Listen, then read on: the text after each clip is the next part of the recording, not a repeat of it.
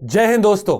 स्वागत है आप सबका स्लीपी क्लासेस के यूट्यूब चैनल पे। तो दोस्तों आज है 1 फरवरी, नया महीना शुरू हुआ है।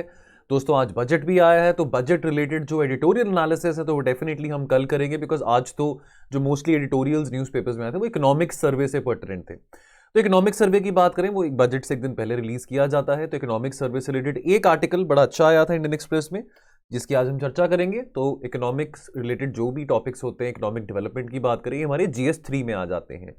और दोस्तों दो बड़े अच्छे आर्टिकल IR रिलेटेड आए थे। तो IR का टॉपिक जो है, जैसे कि आप जानते हैं, GS2 के पर्टिनेंट है। एक आर्टिकल सी राजा मोहन ने लिखा था इंडियन एक्सप्रेस में। सो इन दोनों आर्टिकल्स को हम डिस्कस करेंगे। और दोस्तों जहां तक बजट की बात है, तो बजट रिलेटेड जो एडिटोरियल्स हैं, जैसे मैंने बताया कि आज ही बजट आया, तो बहुत सारे लोग अब आज शाम को एडिटोरियल्स लिखेंगे, तो उसका हम फिर कल आराम से उसका एनालिसिस करेंगे, जो भी वर्डिक्ट रहा है बजट का। चलिए अब हम शुरू करते हैं अपनी आज की चर्चा। तो दोस्तों पहला article, the room to grow. So basically economic survey की बात करें, इकोनॉमिक सर्वे के क्या क्या हाइलाइट्स रहे हैं, तो कुछ की टेकअवेज की बात करें इकोनॉमिक सर्वे में से। इकोनॉमिक सर्वे को बाय द वे अगर आपने नहीं देखा तो आज सुबह 8 बजे फ्यू मिनट सीरीज में बहुत डिटेल में अरविंद सर ने डिस्कस किया था। तो अगर आपने वो वीडियो नहीं देखा तो अभी भी जाके प्लीज जरूर देखिए, क्योंकि उसको बहुत डिटेल में कॉम्प्रिहेंसिवली जो जो बातें इकोनॉमिक सर्वे में से आई हैं उसमें बहुत अच्छी तरह से डिस्कस करी गई हैं। तो बात करें इकोनॉमिक सर्वे की, तो अजाइल अप्रोच, अजाइल यानी कि तेजी से, स्विफ्टली। देखिए अब पिछले 2 साल से तो बहुत अनसर्टनिटी बनी रही है पैंडेमिक के चलते। अब कोई पता नहीं अभी तो चलो हमको लग रहा है कि हम थर्ड वेव से बाहर निकल रहे हैं, लेकिन कोई पता नहीं कि आगे जाके कोई और वेव आए। उसके अलावा अगर हम जियोपॉलिटिकल टेंशंस की बात करें, वो भी बहुत ज्यादा अनसर्टन सिचुएशन है। अब यूक्रेन की बात करें, यमन की बात करें, तो लड़ाई की जो बादल है वो यूक्रेन से लेकर यमन तक छाए हुए हैं।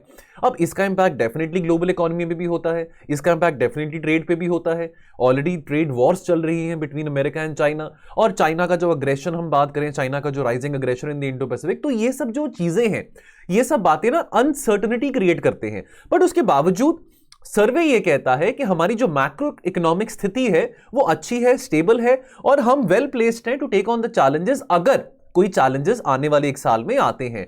क्रूड ऑयल प्राइसेस अगर बढ़े, कोई और अगर मे बी कोई ऐसा कोई वेव आए, फिर से कोई वेव आए, पैंडेमिक रिलेटेड कोई प्रॉब्लम हो, क्या पता कल को कोई लॉकडाउन हो, लेकिन वट एवर इट इज, ऐसा तो अभी नहीं लग रहा, भगवान करे कि ऐसा कुछ ना ही हो कि लॉकडाउन वगैरह लगे, लेकिन उसके बावजूद अभी we are well placed to take on the challenges as far as this running fiscal year is concern. अब देखिए, गवर्नमेंट ने अपनी स्ट्रैटेजी को पिछले 2 सालों से बड़ा फ्लेक्सिबल रखा है। तो सर्वे ये कहता है कि सरकार कोई रिजिड स्ट्रैटेजी नहीं अपनाना चाहता, फ्लेक्सिबिलिटी बहुत जरूरी है। देखिए अनसर्टनिटी है, तो अनसर्टनिटी में कोई वन साइज फिट अप्रोच तो काम करने नहीं वाली, तो फ्लेक्सिबिलिटी लेके आना बहुत जरूरी है। ठीक है, तो जरूरत है सरकार को कि जितनी तेजी से और फुर्ती से, जिसको हम एजिलिटी कहते हैं, कि जितनी तेजी से सरकार ने अभी योजनाएं बनाई हैं, पॉलिसीज बनाई हैं, सरकार ने क्विकली रिस्पॉन्ड किया है टुवर्ड्स द पैंडेमिक, उसी तरीके से आगे भी in the face of uncertainty सरकार यही अप्रोच फॉलो करेगी। और दोस्तों अगर कैपिटल एक्सपेंडिचर की बात करें, अब कैपिटल एक्सपेंडिचर बेसिक इकोनॉमिक्स की बात करें, क्या होता है? कैपिटल एक्सपेंडिचर होता है जो कि असेट क्रिएशन के लिए खर्चा सरकार द्वारा किया जाता है। तो कैपिटल एक्सपेंडिचर जो सेंटर ने किया है, सेंट्रल गवर्नमेंट ने, वो अगर हम 2021 अक्टूबर से दिसंबर के क्वार्टर की बात करें तो कैपेक्स ज्यादा बढ़ा गया है, यानी कि ज्यादा इंक्रीमेंट देखने को मिला है। 2021 के जो फर्स्ट हाफ की हम बात करें, खास करके हम मार्च से लेकर सितंबर तक की बात करें, तो कैपिटल एक्सपेंडिचर इतना ज्यादा नहीं स्पेंड किया गया था, लेकिन towards the end of the 2021 capex में बढ़ोतरी देखने को मिली थी। तो जितना कैपिटल एक्सपेंडिचर ज्यादा होगा उतनी अच्छी बात है, उतना असेट क्रिएशन होगा। हम गति शक्ति योजना की बात करें, नेशनल मोनेटाइजेशन पाइपलाइन की बात करें, इंफ्रास्ट्रक्चर प्रोजेक्ट्स की बात करें, तो इसमें सब पैसा खर्च जो हो रहा है वो कहां से आ रहा है? वो सरकार द्वारा आ रहा है, प्राइवेट सेक्टर द्वारा भी आ रहा है। तो जितना एक्सपेंडिचर होगा तो उतना ही हमारे इकोनॉमी में सेट्स बनेंगे। इंडस्ट्रियल ग्रोथ की बात करें, तो इंडस्ट्रियल सेक्टर की अगर हम बात करें, बहुत कॉन्ट्रैक्शन देखने को मिला था 2020 में, उसके बाद सेकेंड वेव आया 2021 में, उसके बाद फिर ऐसा लग रहा था कि फिर बहुत कॉन्ट्रैक्शन होगा जैसे 2020 में हुआ था, बट समहाउ हमने देखा कि हमारी इकोनॉमी में रिवाइव हुआ। तो industrial sector according to the economic survey has seen a growth of close to 12% in the fiscal year which has gone by. Now अब gradual unlocking of the economy, देखिए अब अभी कुछ जगहों में इंडिया में अभी भी लॉकडाउन्स हैं। हालांकि इतने सिवियर लॉकडाउन नहीं है जितने 2020 में फर्स्ट वेव के दौरान थे। और जो नए मेजर्स जो सरकार ने इंट्रोड्यूस करे हैं, तो हम बात करें प्रोडक्शन लिंक्ड इंसेंटिव स्कीम की, तो पिछले बजट में 2021-22 के बजट में सरकार ने 2 लाख करोड़ का जो अमाउंट था वो इस प्रोडक्शन लिंक्ड इंसेंटिव के लिए सेट असाइड किया था, ताकि एमएसएमईज को बूस्ट मिल सके। तो एमएसएमईज की बहुत सहायता करी जा रही है। देखिए, एमएसएमईज के रिगार्डिंग हमने योजना एनालिसिस में भी बहुत बात करी थी, तो वो संडे को हमने वीडियो में बहुत कॉम्प्रिहेंसिवली एमएसएमईज को भी डिस्कस किया था। तो एमएसएमईज की बात करें तो MSMEs according to the survey, now they account for 1/3 of the India's nominal gross value added। तो एमएसएमईज को इग्नोर नहीं किया जा सकता। और ये बात भी आपको पता अच्छी तरह से कि एमएसएमईज जो हैं, मेजॉरिटी जो भी हमारी एमएसएमईज हैं वो informal sector of the economy में आती हैं। तो सरकार द्वारा जो क्रेडिट लाइन गारंटी की बात करें, लोन्स की बात करें, तो सरकार ने अपनी तरफ से पूरी सहायता करी है एमएसएमईज को, आगे जाके भी करेंगे। और आने वाले समय में जो एमएसएमईज हैं हमारे, यानी कि हम बात करें medium, small and micro enterprises की, they will play a very key role as far as supporting growth and creating employment is concern, है ना।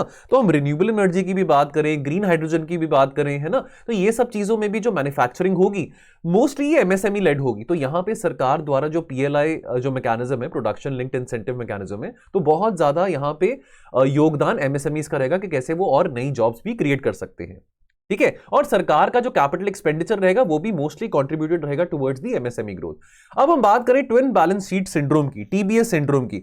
इसका ना जो जिक्र है पहली बार इकोनॉमिक सर्वे 2016 में किया गया था। ट्विन बैलेंस सिंड्रोम क्या होता है, यानी कि देखिए जो आपकी बैलेंस शीट्स हैं, चाहे कॉर्पोरेट कंपनीज हो, कॉर्पोरेट एंटिटीज हो, या हमारे पब्लिक सेक्टर बैंक्स हो, तो वो स्ट्रेस्ड हैं। यानी कि पब्लिक सेक्टर बैंक्स के जो लोन है वो नॉन परफॉर्मिंग एसेट्स बनी जा रहे हैं, और जो हमारी कंपनीज हैं उनके भी लॉसेस बढ़ी जा रहे हैं। और कंपनीज पैसा कहां से उठाती हैं? बैंकों में से उठाती हैं। तो अगर कंपनीज मुनाफा नहीं करेंगी तो कंपनीज कैसे लोन वापस कर पाएंगी बैंकों को? लेकिन अभी इकोनॉमिक सर्वे ये कह रहा है कि पिछले 4-5 सालों में जो ट्विन बैलेंस शीट की जो प्रॉब्लम चल रही थी कॉर्पोरेट एंटिटीज की और हमारे सरकारी बैंकों की, अब थोड़ा बेटर हो गया है because of the insolvency and bankruptcy mechanism. उसके बाद moving ahead in the new fiscal year, ये बात सजेस्ट करेगी इकोनॉमिक सर्वे में। देखिए, सरकार के द्वारा इंटरवेंशन की तो जरूरत होगी, लेकिन अब इंटरवेंशन डजंट मीन इंटरफेरेंस। ऐसे इंटरवेंशन जो कि इकोसिस्टम को फैसिलिटेट करें, इन्वेस्टमेंट को फैसिलिटेट करें, एंटरप्रेन्योरशिप को फैसिलिटेट करें, युवा शक्ति को फैसिलिटेट करें, तो फैसिलिटेटिव इंटरवेंशंस की बात करी गई है। Now this needs to be supported by industrial policies, trade policies, skill development policies etcetera, ताकि ईज ऑफ डूइंग बिजनेस हो सके। इन्फ्लेशन की बात करें, महंगाई की बात करें, देखिए क्रूड ऑयल प्राइसेस पिछले एक साल में काफी वोलेटिलिटी रही थी, तो ऑब्वियसली आने वाले समय में भी ऐसा लगता है कि जो भी लड़ाई के बादल, चाहे येमेन की बात करें, चाहे यूक्रेन की बात करें, तो इसके चलते लगता है कि आगे जाके क्रूड ऑयल प्राइसेस में भी वोलेटिलिटी बनी रहेगी। तो this becomes a source of concern, because why? Because we are a net importer of crude oil. हम इतना तेल यहां पे तो नहीं प्रोड्यूस करते हैं, ठीक है। तो इंटरनेशनल एनर्जी एजेंसी का यह कहना है कि देखिए 2022 में, अब देखिए अभी क्या था कि 2021 तक तो चलो इंडिया में फिर भी थोड़ा सा लग रहा था माहौल ठीक है, स्पेशली जून जुलाई के बाद, लेकिन फॉरेन कंट्रीज की बात करें, यूरोपियन यूनियन की बात करें, तो लोग ज्यादा ट्रैवल नहीं कर रहे थे। यूरोप में बहुत सारे केसेस, इवन अगर हम 2021 की बात करें बिफोर ओमिक्रॉन हैपेंड, तो बहुत ज्यादा केसेस यूरोप और अमेरिका में आ रहे थे। अब ऐसा लगता है कि आने वाले समय में 2022 में इंटरनेशनल ट्रैवल की बात करें, टूरिज्म की बात करें, ये पिकअप करेगा। तो अगर ये पिकअप करेगा तो लोग डेफिनेटली बाहर ट्रैवल करेंगे, तो ऑयल की जो डिमांड है इस साल में ज्यादा बढ़ेगी। तो अगर डिमांड ज्यादा बढ़ेगी तो ऑब्वियसली दाम भी बढ़ेंगे, ठीक है। और अगर हम बात करें आने वाले समय में इलेक्ट्रिफिकेशन की, इलेक्ट्रिक मोबिलिटी की, डीकार्बनाइजेशन की, ग्रीन टेक्नोलॉजी की, तो इसमें कुछ ऐसे मेटल्स यूज किए जाएंगे जिसकी जो कॉस्ट है वो और ज्यादा हाई होगी। Because why? जब डिमांड बढ़ेगी और सप्लाई लिमिटेड है, तो बेसिक प्रिंसिपल्स इकोनॉमिक का, तो उसका जो दाम है, जो प्राइस है, वो बढ़ेगी, ठीक है। और उसके अलावा अगर हम बात करें, हम इलेक्ट्रॉनिक मैन्युफैक्चरिंग की बात करें, ऑटोमोबाइल मैन्युफैक्चरिंग की बात करें, हम बूस्ट देना चाहते हैं under the production linked incentive scheme और अंडर द आत्मनिर्भर भारत। लेकिन अभी जो सेमीकंडक्टर चिप्स की बात करें उसकी शॉर्टेजेस भी रहेंगी, तो इसको एड्रेस करने के लिए सरकार ने, कैबिनेट ने 76,000 करोड़ का बजट अभी रिलीज किया था अभी हाल ही में, ताकि कैसे सेमीकंडक्टर इंडस्ट्री को बूस्ट मिल सकता है। एक्सटर्नल वातावरण की बात करें तो इंडिया का जो एक्सटर्नल एनवायरनमेंट है वो भी वॉलेटाइल रहेगा, और जो फाइनेंशियल मार्केट्स हैं वो भी वॉलेटाइल रहेंगी। इसका एक बहुत बड़ा कारण यह है दोस्तों कि जो हमारे सेंट्रल बैंक्स हैं ना बहुत सारे देशों के, खास करके अमेरिका की बात करें, ये ना अपनी जो लूज मॉनेटरी पॉलिसी है उसको और टाइटन करेंगे, ठीक है। यानी कि सीधी बात समझे तो भैया वो अपने जो इंटरेस्ट रेट है, जैसे हमारे यहां पे रेपो रेट होता है, तो वो अपने इंटरेस्ट रेट को और इंक्रीज करेंगे। अभी तो अपने इंटरेस्ट रेट को वो डिक्रीज किया हुआ था उन्होंने, ताकि कैसे उनकी इकोनॉमीज में पैसा और इंजेक्ट हो सके। सके, इन्फ्यूज हो सके। तो अब वहां पे अगर पैसा और ज्यादा इन्फ्यूज होगा, तो हम देख रहे हैं हमारी स्टॉक मार्केट्स की बात करें तो अब डेफिनेटली हमारे जो फॉरेन इंस्टीट्यूशनल इन्वेस्टर्स हैं, चाहे वो अमेरिका में बैठे हो, चाहे वो यूरोपियन यूनियन में बैठे हो, तो वो कितना ज्यादा इन्वेस्ट कर रहे थे यहाँ पे हमारे इंडियन स्टॉक मार्केट में, क्योंकि वहां पे पैसा उठाना थोड़ा सस्ता था। अब जब ये मॉनेटरी पॉलिसी टाइट होगा, यानी कि इंटरेस्ट रेट बढ़ाया जाएगा, तो पैसा उठाना और ज्यादा महंगा होगा। ठीक है, तो अब ये यूएस का जो फेडरल रिजर्व है, जो फेडरल बैंक ऑफ अमेरिका, उसने बहुत क्लियर कर दिया कि भाई आने वाले समय में हमारे यहां पे भी महंगाई बढ़ रही है। अमेरिका की बात करें तो वहां पे भी इन्फ्लेशन 7% से ज्यादा है। तो अब उनके जो गवर्नर ने, उनके जो फेडरल बैंक के गवर्नर ने बहुत क्लियर कह दिया कि भाई हम इंटरेस्ट रेट आगे हाइक करेंगे, और पहला जो रेट हाइक है वो अगले महीने मार्च में देख सकते हैं। तो अब ये प्रेशर आरबीआई के ऊपर भी है कि भाई महंगाई तो इंडिया में भी बढ़ रही है। जो 5 से 6% का जो टारगेट रेंज था इन्फ्लेशन का, है ना, तो 4+-2 की बात करें, तो अब आरबीआई के ऊपर भी प्रेशर बढ़ रहा है कि अपनी अगली पॉलिसी में, मॉनेटरी पॉलिसी रिव्यू में, वो भी रेपो रेट बढ़ाए।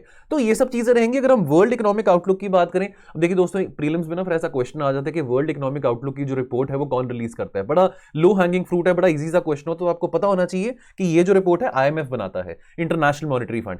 तो वर्ल्ड इकोनॉमिक आउटलुक की माने तो आईएमएफ ने लिखी है, तो उसने आईएमएफ के हिसाब से कि जो ग्लोबल जीडीपी ग्रोथ है, that will decelerate from close to 6% in 2021 to around about 4.5% in 2022। इसका बहुत ज्यादा कारण है कि चाइना की इकोनॉमी में स्लो डाउन देखने को आया, तो इसके चलते ग्लोबल जो जीडीपी है उसमें भी स्लो डाउन आएगा। India as always remains in the only bright spot. तो अगर हम कुछ आईएमएफ की बात करें, वर्ल्ड बैंक की बात करें, या अगर हम अपने इकोनॉमिक सर्वे की भी बात करें, तो उसके हिसाब से इंडिया की जो जीडीपी ग्रोथ होगी वो 9% होगी। इकोनॉमिक सर्वे कहते हैं कि 8 से 8.5% की रेंज में होगा। अब ये बात समझनी भी जरूरी है, मैंने पहले भी डिस्कस करी है कि हमारा जो बेस है, हमारा बेस बहुत कम था। हम -25 से अगर 9% पे आ रहे हैं तो वो सेलिब्रेशन की बात नहीं है। हमको प्री पैंडेमिक लेवल्स तक पहुंचने के लिए भी, मैं बार बार ये बात रिपीट करता हूं, प्री पैंडेमिक लेवल्स तक पहुंचने के लिए भी हमको आने वाले 5 साल में कम से कम 9.5% ग्रोथ देखनी पड़ेगी। ठीक है, और आने वाले टाइम में जो डिमांड है वो कंज्यूमर गुड्स, जो कि बढ़ रही थी पैंडेमिक के चलते, लोग ऑनलाइन बैठे बहुत सारी चीजें मंगवा रहे थे, चाहे इलेक्ट्रॉनिक गैजेट्स हैं, लैपटॉप्स हैं। अब ऐसा लगता है कि अब जो डिमांड है ना वो शिफ्ट होगी towards the travel and hospitality services, यानी कि टूरिज्म पे बूस्ट अब देखने को मिलेगा, क्योंकि पिछले 2 सालों में ना टूरिज्म इंडस्ट्री को बहुत नुकसान हुआ है। तो अब अगर, क्योंकि चीजें अगर सेफ होती हैं, अब देखिए बहुत सारे लोग अब वैक्सीनेट हो चुके हैं, है ना। इंडिया की ही बात करें तो 95% of the population is single shot vaccinated. तो सिमिलरली बाकी देशों में भी वैक्सीनेशन प्रोग्रेस चल रही है। तो जैसे जैसे ये वेव का, कोरोना का थोड़ा फियर कम होगा, तो वैसे वैसे लोग बाहर निकलेंगे, इंटरनेशनल ट्रैवल होगा, टूरिज्म को बूस्ट मिलेगा, तो कंज्यूमर गुड्स की जो डिमांड है वो कम होगी आने वाले 1-2 साल में। क्वेश्चन क्या बनता है, तो थोड़ा लंबा था आर्टिकल, ये हमने काफी कॉम्प्रिहेंसिवली डिस्कस करा है। तो क्वेश्चन क्या बनता है, China's slowing economy is expected to contribute for a decline in global economic growth, discuss how can India leverage this opportunity with its vast young and unskilled workforce. तो ये question बनता है, इस एडिटोरियल को पढ़ के आप इसको आंसर करिए। अगला आर्टिकल सी राजा मोहन ने लिखा है, बहुत नोटेड इंटरनेशनल रिलेशंस एक्सपर्ट हैं, बड़ा अच्छा लिखते हैं। इनका बाई वीकली आर्टिकल आता ही आता है, यानी कि इनका आफ्टर एवरी 2 वीक्स ट्यूसडे को इनका आर्टिकल आता ही है इंटरनेशनल रिलेशन रिलेटेड। तो बहुत ही कॉम्प्रिहेंसिवली हर एक विषय के ऊपर लिखते हैं, चाहे वो मिडिल ईस्ट हो, चाहे वो रशिया की बात करें, यूक्रेन क्राइसिस की बात करें, इंडिया की फॉरेन पॉलिसी की बात करें। तो अब इस आर्टिकल में क्या लिखते हैं, अब इस आर्टिकल में लिखते हैं कि देखिए अब 30 साल हो गए हैं ना, एलपीजी को हम बात करते रहते हैं, लिबरलाइजेशन, प्राइवेटाइजेशन, ग्लोबलाइजेशन की। अब आज बहुत गर्व भी होता है कहते को कि इंडिया के फॉरेक्स रिजर्व जितने थे 1991 पे, उससे तो कहीं गुना ज्यादा हमारे फॉरेक्स रिजर्व्स हैं। अगर आज की बात करें तो हम सोशलिस्टिक इकोनॉमी तो नहीं कह सकते अपने आप को, मिक्स्ड मॉडल ही फॉलो करते हैं। ठीक है, अब इंडिया 6th लार्जेस्ट इकोनॉमी है, हो सकता है by the end of this decade, by 2030 हम 3rd लार्जेस्ट इकोनॉमी हो। अब अपनी जीडीपी की बात करें तो अभी हमारी $3.1 ट्रिलियन जीडीपी है। तो अब हो सकता है कि bye the end of this decade, इस आर्टिकल में बात मेंशन है, काफी सारे एक्सपर्ट्स भी कहते हैं कि हमारी जो जीडीपी है वो $8 ट्रिलियन की होगी। तो देखिए हम बहुत आगे बढ़ के आए हैं। अब हम बात करते रहते हैं कि हमने सर्विस सेक्टर लेड ग्रोथ देखा है, चलो हम मैन्युफैक्चरिंग में इतनी ग्रोथ नहीं देख पाए हैं, बट नेवरदलेस जो इंडिया का फ्यूचर है वो जरूर बहुत ब्राइट है। अब इंडिया की जो जीडीपी जर्नी की बात करें फ्रॉम $3 ट्रिलियन टू $8 ट्रिलियन, ये इतनी आसान नहीं होने वाली, इसमें कई रुकावटें होंगी और कई मुश्किलें होंगी। अब यहां पे अगर हम बात करें, अगर हम चलो ट्रेड की भी बात करें, तो चलो इंडिया का जो टोटल ट्रेड है तो that was somewhere around $38-39 billion in 1991-92, यानी कि आज से 30 साल पहले। आज के टाइम पे जो हमारा ट्रेड है that is more than $1 trillion, so very good. But आने वाले समय में क्यों ये बात होगी कि भाई हमारी जो जर्नी $3 to $8 ट्रिलियन की थोड़ी मुश्किल होगी, because of the Jio economic churn which makes this transition a challenging one. देखिए अब ये ग्लोबलाइजेशन के चलते ना ये एक बहुत पॉपुलर एक नोशन स्प्रेड किया गया था कि अब जितनी इकोनॉमीज इंटीग्रेटेड होंगी ना, जितनी इंटरकनेक्टेड होंगी, उतनी लड़ाइयां कम होंगी, है, उतनी पीस को प्रमोट किया जाएगा, उतनी कोऑपरेशन रहेगी, उतनी स्टेबिलिटी रहेगी। तो देखिए अब एलपीजी रिफॉर्म्स इंट्रोड्यूस करना ठीक उसी समय पे हुआ जब हमारा सोवियत यूनियन का डिसइंटीग्रेशन हुआ था, ठीक है। तो अब अमेरिका को लगता था कि भाई अब हर एक इकोनॉमी ग्लोबलाइज्ड हो रही है, अब यूएसएसआर वो महान यूएसएसआर नहीं रहा, अब अमेरिका का वो यूनिपोलर मूवमेंट जरूर था विच अमेरिका एंजॉयड फ्रॉम 1991 टू जब अमेरिका में ग्लोबल फाइनेंशियल क्राइसिस 2008 में आता, ये जो 16-17 साल का पीरियड था, तो America did enjoy this unipolar movement. However, globalization was seen as inevitable and irreversible during the last 30 years. लेकिन आज के टाइम पे हम देख रहे हैं जो टेंडेंसीज हैं, चाहे चाइना की बात करें, चाहे अमेरिका की बात करें, वो प्रोटेक्शनिज्म के टुवर्ड्स ज्यादा है, ट्रेड प्रोटेक्शनिज्म के टुवर्ड्स ज्यादा है, इकोनॉमिक नेशनलिज्म जिसको हम कहते हैं कि बाय अमेरिकन, है ना, अमेरिका फर्स्ट, या बाय चाइनीज, या हम आत्मनिर्भर भारत की भी बात करें। अब इंडिया का ये जो चैलेंज रहेगा कि देखिए जैसे जैसे इकोनॉमीज इनवर्ड हो रही हैं, देखिए अब ये पाठ पढ़ाने के लिए तो अमेरिका ही बहुत बड़ा पाठ पढ़ाता था आज से 30 साल पहले कि भी आप अपनी इकोनॉमीज को ओपन करिए, मार्केट एक्सेस और वाइडन करिए, लिबरलाइजेशन करिए, प्राइवेटाइजेशन करिए, और आज अमेरिका ही कह रहा है कि भी अमेरिका फर्स्ट के भी हमने अपनी इकोनॉमीज को और इन्वर्ट करना है, आउटवर्ड नहीं करना। तो ये तो कॉन्ट्रडिक्शन वाली बात है, ठीक है। अब इस तरह के जो चैलेंजेस हैं, देखिए जियोपॉलिटिकल टेंशंस तो एक तरफ होती हैं, जियोपॉलिटिकल टेंशंस यानी कि चलो कॉन्फ्लिक्ट्स हो गए, है ना, बिटवीन टू कंट्रीज। अगर हम जियोपॉलिटिकल कॉन्फ्लिक्ट्स की बात करें तो इंडो पैसिफिक में बात करें, चाइना के चलते जियोपॉलिटिकल कॉन्फ्लिक्ट है यूएस का, इंडिया का चाइना के साथ। हम यूक्रेन क्राइसिस की बात करते हैं तो वो जियोपॉलिटिकल कॉन्फ्लिक्ट आता है रशिया और अमेरिका, यूएस लेड नेटो का। लेकिन जो जियो इकोनॉमिक क्राइसिस होते हैं,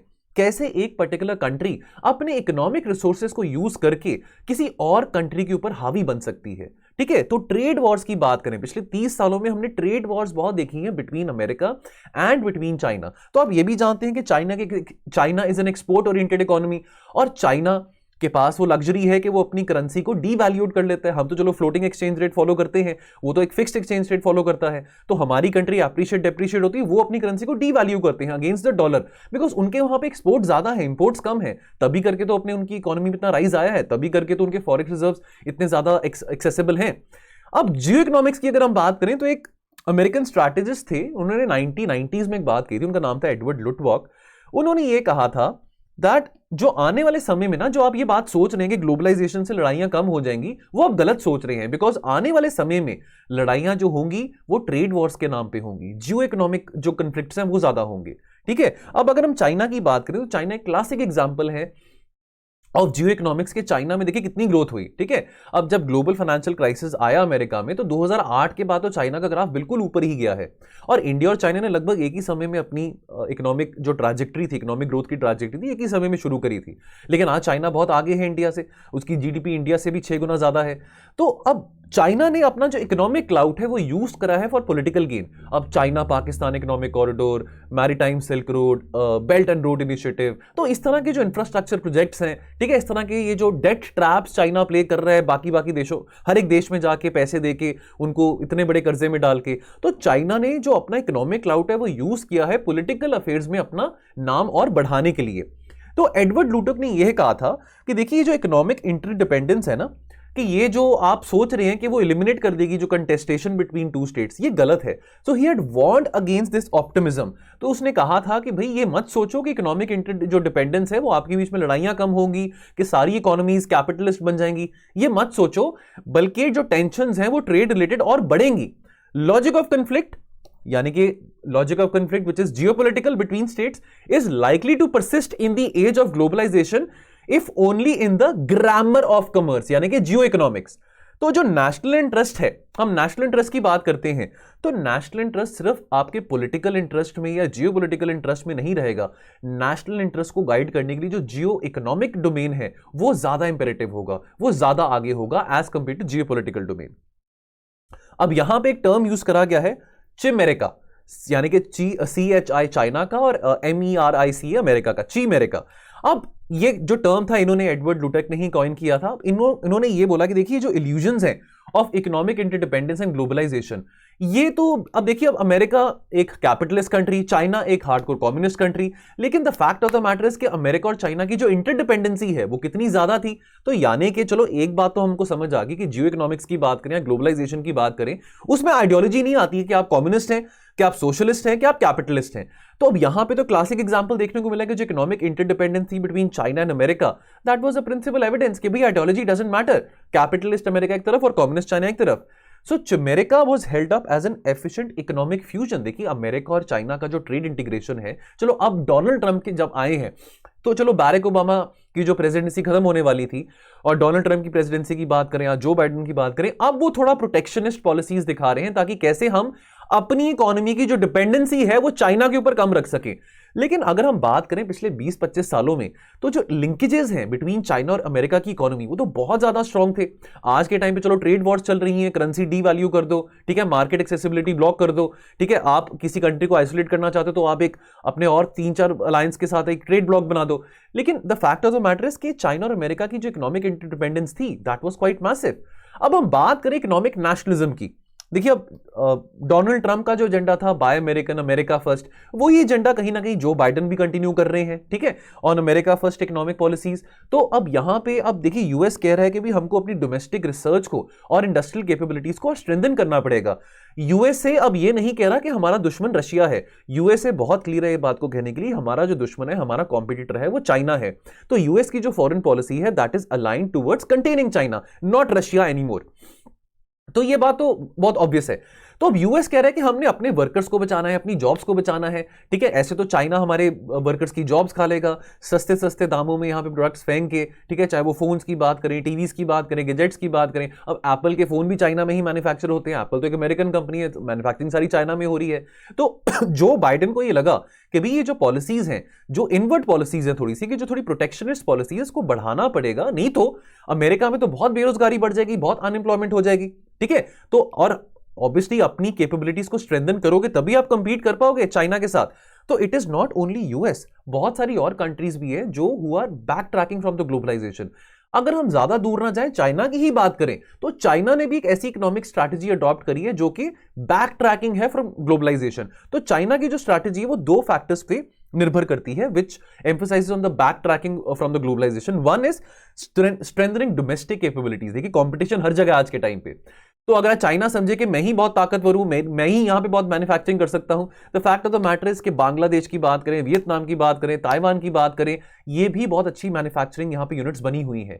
तो चाइना भी अपने डोमेस्टिक कैपेबिलिटीज को स्ट्रेंथन कर रहा है, यानी कि चाइना यहां पे कंप्लेसेंट नहीं हो रहा। और दूसरी बात, चाइना भी ट्राई कर रहा है कि कैसे, जैसे अमेरिका ट्राई कर रहा है, जैसे बाकी देश भी ट्राई कर रहे हैं, तो चाइना भी ट्राई कर रहा है कि कैसे वो अपना जो एक्सपोजर है टू एक्सटर्नल फैक्टर्स और कम कर सके। इंडिया एंड इकोनॉमिक नेशनलिज्म की बात करें तो हम आत्मनिर्भर भारत की बात करते हैं। तो from mobile phones to armaments under the so pandemic के बाद नॉक नॉक लोगों, सरकार को याद आया कि भाई हमने 6-7 साल पहले हमने 2014 में मेक इन इंडिया का दावा किया था, वो मेक इन इंडिया कहां गया। अब जब पैंडेमिक आया तो सरकार को इस बात का रियलाइज हुआ कि हमको मेक इन इंडिया को और बूस्ट देना है, हमको इंडिजिनस प्रोडक्शन में एम्फसाइज करना है, ठीक है। आज बजट में भी ये बातें हुई हैं, आज जो बजट आया था उसमें भी इंडिजिनस प्रोडक्शन को कैसे बूस्ट दिया जा सकता है उसकी बात करी गई है। तो सरकार ने फिर वो अनाउंस किया कि कैसे हम अपने एमएसएमई सेक्टर्स को और ग्रो कर सकते हैं, कि बजाय कि हम चाइना से इतना इंपोर्ट करें, चाहे वो डिफेंस की बात करें, हम हार्डवेयर की बात करें, हम क्यों ना यहां पे अपनी प्रोडक्शन बढ़ाएं। तो इंडिया भी वही कह रहा है जो यूएस और चाइना कह रहे हैं, दैट देखिए no large country can simply abandon domestic manufacturing सिर्फ ग्लोबलाइजेशन को खुश करने के लिए। तो भाई हमने अपनी डोमेस्टिक मैन्युफैक्चरिंग को स्ट्रेंथन करना है, ठीक है। हम ये नहीं चाहेंगे कि हमारी मैन्युफैक्चरिंग डेवलप ना हो सके, हमारे यहाँ पे जॉब्स ना क्रिएट हो। तो in the name of globalisation किसी और देश को खुश करने के लिए हम अपने लोगों का तो नहीं अपना पेट पे लात मार सकते ना। तो at the end of the 2019 India walked out from the regional comprehensive economic partnership RCEP. Now India को यह फील हुआ कि भी आरसीईपी में आने से मेरे को क्या फायदा होगा। अब देखिए यहां पे जियो इकोनॉमिक कंफ्लिक्ट आ गया, जियो पॉलिटिकल नहीं। अब इंडिया और चाइना की नहीं बनती, चलो वो जियो पॉलिटिकल कॉन्टेस्ट है जो हिस्टोरिकल इंडिया और चाइना के बीच में डिस्प्यूट चल रहे हैं। पर इंडिया को यह हुआ, देखो बहुत लोगों ने इंडिया को क्रिटिसाइज किया कि आपने आरसीईपी से बैकआउट क्यों किया। इंडिया ने बोला था देखो जो कॉस्ट है ऑफ ज्वाइनिंग दिस ब्लॉक वो तो चाइना को ज्यादा लेवरेज होगा, मेरे को तो लेवरेज होगा नहीं, बिकॉज चाइना जो अपने प्रोडक्ट्स हैं वो इस ब्लॉक में और सस्ते दाम में फेंकेगा, ठीक है। तो हमको क्या फायदा होगा, बल्कि हमारी जो इंडिजिनस जो मैन्युफैक्चरिंग इंडस्ट्री है उसको तो नुकसान होगा अगर हम किसी भी ऐसे ट्रेड ब्लॉक में आते हैं। खास करके चाइना के साथ, क्योंकि ऑलरेडी इंडिया और चाइना का जो ट्रेड बैलेंस है, जो ट्रेड डेफिसिट की बात करें, वो बहुत ज्यादा है। ठीक है, तो अब आरसीईपी के एग्रीमेंट को अबैंडन करके India is moving towards free trade agreements with countries like Australia, Britain, European union, Israel etcetera. ठीक है, और जैसे अभी मैंने बताया कि अब इंडिया अंडर आत्मनिर्भर भारत डोमेस्टिक मैन्युफैक्चरिंग को प्रमोट करना और बूस्ट करने में ज्यादा एम्फोसिस कर रहा है। क्वेश्चन क्या बनता है, the yardstick to safeguard national interest are higher geoeconomically than geopolitically, justify. तो दोस्तों ये क्वेश्चन का आंसर आप इस एडिटोरियल में से कर सकते हैं। अगला आर्टिकल, ये आज का लास्ट आर्टिकल रहेगा, the mind and the state of Russia's president. देखिए वही बातें रिपीट हो रही हैं। हम यूक्रेन क्राइसिस को बहुत हमने कॉम्प्रिहेंसिवली एडिटोरियल्स में भी डिस्कस किया। अभी 29 जनवरी को जो सैटरडे निकला है उसमें हमने फ्यू मिनट सीरीज में भी डिस्कस किया। ठीक है, तो अब इस आर्टिकल में अंबेसडर राकेश सूद ये थोड़ा बात कर रहे हैं कि पुतिन का माइंडसेट क्या है। देखिए ये बात मैं आपको बहुत बार पहले भी कह चुका हूं कि पुतिन कह रहा है भाई मैं मिखेल गोर्बाचेव नहीं हूं, जिसके चलते मिखेल गोर्बाचेव तब रशिया के प्रेसिडेंट थे, जिसके चलते डिसइंटीग्रेशन ऑफ यूएसएसआर हुआ। तो वो ये ना Vladimir Putin is saying that give me respect, I am no Mikhail Gorbachev, I am Vladimir Putin and I am out here to restore the great glory of the great Russia। तो Vladimir Putin कहीं ना कहीं ये चाहते हैं कि वो जो मोमेंट था रशिया का बिफोर 1991 कि वो कैसे रिवाइव किया जा सके। ठीक है, अब व्लादिमीर पुतिन को बहुत नफरत है इस बात से कि जो अमेरिका और अमेरिकन लेड नेटो जो कोशिश कर रहा है कि कैसे वो नेटो को और ईस्टवर्ड एक्सपैंड करे, जबकि अमेरिका ने इस बात की प्रॉमिस करी थी 1991 में कि भाई हम ईस्टवर्ड एक्सपैंड नहीं करेंगे नेटो को। तो चाहे बॉल्टिक्स हम सी की बात करें, हमने बहुत बार पहले भी डिस्कस किया, जो बॉल्टिक रीजन है या ब्लैक सी रीजन की बात करें, तो फॉर एग्जाम्पल यूक्रेन जो है that is bordering the Black Sea region, Russia is also bordering the Black Sea region. ठीक है, तो अब ये जो कंट्रीज हैं जॉर्जिया, यूक्रेन, रोमेनिया, मोल्डोविया, अब ये पहले पुराने जमाने में तो यूएसएसआर का हिस्सा था। अब यूएसए की कोशिश है कि वो अपना जो स्फीयर ऑफ इन्फ्लुएंस है, खास करके नेटो का जो स्फीयर ऑफ इन्फ्लुएंस है, वो यहां तक लेके आए। रशिया कहता है कि तुम ऐसे कैसे लेके आ जाओगे, ये तो हमारा स्फीयर ऑफ इन्फ्लुएंस रह चुका है, यहाँ के दादा तो हम हैं, यहाँ के सिकंदर तो हम हैं, आप कैसे यहाँ पे आ जाओगे। तो मिस्टर पुतिन जो है, व्लादिमीर पुतिन जो है, वो इस बात को बहुत पीड़ा से कहते हैं कि ये सबसे दुखदायक हादसा हुआ था 20वीं सदी का, वो था डिसइंटीग्रेशन ऑफ यूएसएसआर। ठीक है, तो वो बहुत इमोशनल भी हो जाते हैं जब यूक्रेन की बात आती है। हमने डिस्कस भी किया था कि यूक्रेन के जो लोग हैं उनकी एथनिसिटी की बात करें, कल्चर की बात करें, तो रशियंस भी बहुत ज्यादा नॉस्टैल्जिक हैं because they both share the same culture, people of Ukraine and people of Russia. तो व्लादिमीर पुतिन कैसे चाहेंगे कि उनके होते हुए कोई भी एरा गैरा, चाहे वो अमेरिका ही क्यों ना हो, कि वो आके उसके एरिया, उसके नेबरहुड में ही वहां का राजा बने, तो obviously Vladimir Putin would not want that. Now he has challenged the eastward expansion of NATO कि भाई आपने 1991 के बाद 14 ऐसे देशों में नेटो की अपनी प्रेजेंस बनाई है, यानी कि 14 ऐसे नए नेटो मेंबर्स ऐड करे हैं जो कि पहले किसी जमाने में यूएसएसआर का हिस्सा था। ठीक है, अब अगर हम रशियन डिमांड्स की बात करें तो रशिया किस बात पे नेगोशिएट करना चाह रहा है। देखिए अब ये बात तो व्लादिमीर पुतिन ही जानते हैं कि यूक्रेन पे वो हमला करेंगे कि नहीं करेंगे, है ना, ये तो और कोई नहीं बता सकता, लेकिन लड़ाई के बादल छाए हुए हैं। लेकिन समझदारी की तो बात है कि लड़ाई ना हो, डिप्लोमेटिकली चीजें सॉल्व हो जाए। अब डिप्लोमेटिक सॉल्व करने के लिए चाहे वो फॉरेन मिनिस्टर है रशिया के सर्गी लावरोव, या यूएस के secretary of state Antony Blinken, या प्रेसिडेंट्स हो व्लादिमीर पुतिन या जो बाइडेन, वो अपने लेवल पे बातचीत कर रहे हैं। रशिया ने कुछ बातें अमेरिका को बताई हैं, देखो बॉस आपने ना कुछ हमको गारंटीज दी थी आज से 30 साल पहले, ठीक है, कि आप ईस्टवर्ड एक्सपेंशन नहीं करोगे। तो वो रशिया ये कह रहा है कि भाई हमारी डिमांड्स मानो। क्या है वो demands? Prohibition on any further NATO expansion, removal of all US nuclear weapons from Europe और curtailing US naval vessels from the Black Sea. ठीक है, तो अब ये जो डिमांड्स है यूएस तो डिसमिस कर चुका है कि हम ये नहीं करेंगे। ठीक है, कि भाई हमारी मर्जी, नेटो की मर्जी। नेटो का जो चार्टर है वो तो नेटो का चार्टर ये कहता है कि भाई कोई देश अगर नेटो का हिस्सा बनना चाहता है, नेटो का मेंबर स्टेट बनना चाहता है, तो वो मोर देन वेलकम है। तो आप कौन होते हो कहने वाले? तो अमेरिका इस बात को लेकर बहुत, अब वो भी जिद्दी है। तो ब्लैक सी की बात हो रही है, तो फिर से ये आपकी दोस्तों ब्लैक सी है, और ये आपकी जो स्टेट्स आमने सामने आप देख रहे हैं, क्रीमिया की बात करें जो रशिया ने नेक्स्ट किया था 2014 में, ठीक है, ये आपकी ब्लैक सी स्टेट्स है, Russia, Ukraine, Romania, Bulgaria, Armenia, तो ये हमारी ब्लैक सी बॉर्डरिंग स्टेट्स आ जाती हैं। और चाइना की बात करें, अब क्या, अब देखिए, अब क्योंकि यूक्रेन में इतने लड़ाई के बादल छाए हुए हैं, तो जाहिर सी बात है कि भाई अब अमेरिका की जो एनर्जी है तो वो ज्यादा अब ईस्टर्न यूरोप पे जाएगी। लेकिन हमने 2021 में देखा है, जब से जो बाइडेन आए हैं, तो जो बाइडेन,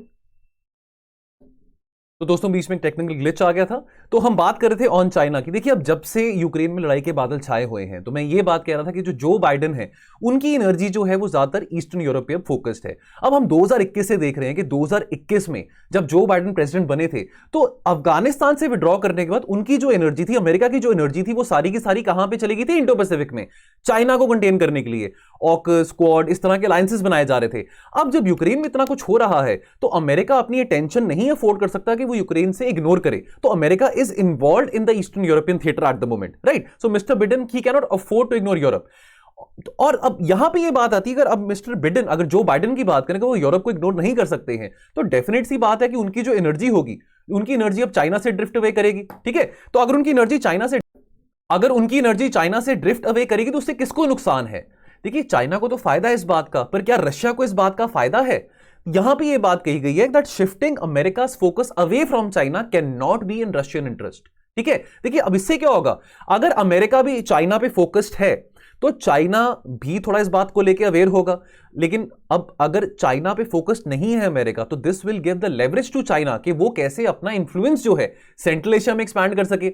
डेट डिप्लोमेसी की बात करें, डेट ट्रैप्स की बात करें, हम सीपेक की बात करें, बेल्ट एंड रोड इनिशिएटिव की बात करें, तो चाइना के जो एम्बिशियस प्रोजेक्ट्स हैं वो तो central Asian region, eastern European region को भी काट क्रॉस करते हैं। पर आज के टाइम पे रशिया और चाइना भी बहुत अच्छे दोस्त हैं।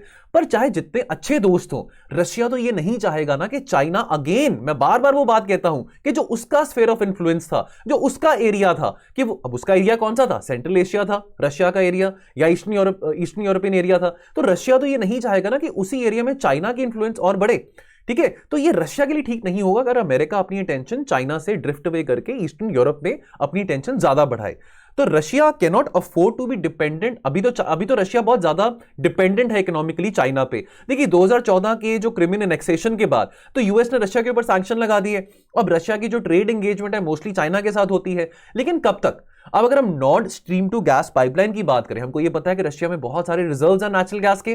तो अब ये जो नेचुरल गैस के रिजर्व्स हैं, ये कौन एक्सेस करते हैं? Most of the European union countries, और यूक्रेन में भी बहुत सारे नेचुरल गैस के रिजर्व्स पाए जाते हैं, ठीक है? अब ये जो नॉर्ड स्ट्रीम 2 गैस पाइपलाइन है, तो अभी सर्दियों के कारण तो ये अभी फ्रोजन है, ठीक है? नाउ अगर फॉर एग्जांपल अगर कल को जाके कोई लड़ाई सच में हो जाती है यूक्रेन में बिटवीन रशिया एंड अमेरिका, तो रशिया के ऊपर सैंक्शंस लगेंगे। तो अगर सैंक्शंस लगेंगे, उससे जो यूरोपियन यूनियन स्टेट्स हैं वो रशिया के साथ ट्रेड नहीं कर पाएंगे। जो यूरोपियन यूनियन कंट्रीज हैं वो रशिया से इंपोर्ट नहीं कर पाएंगे नेचुरल गैस।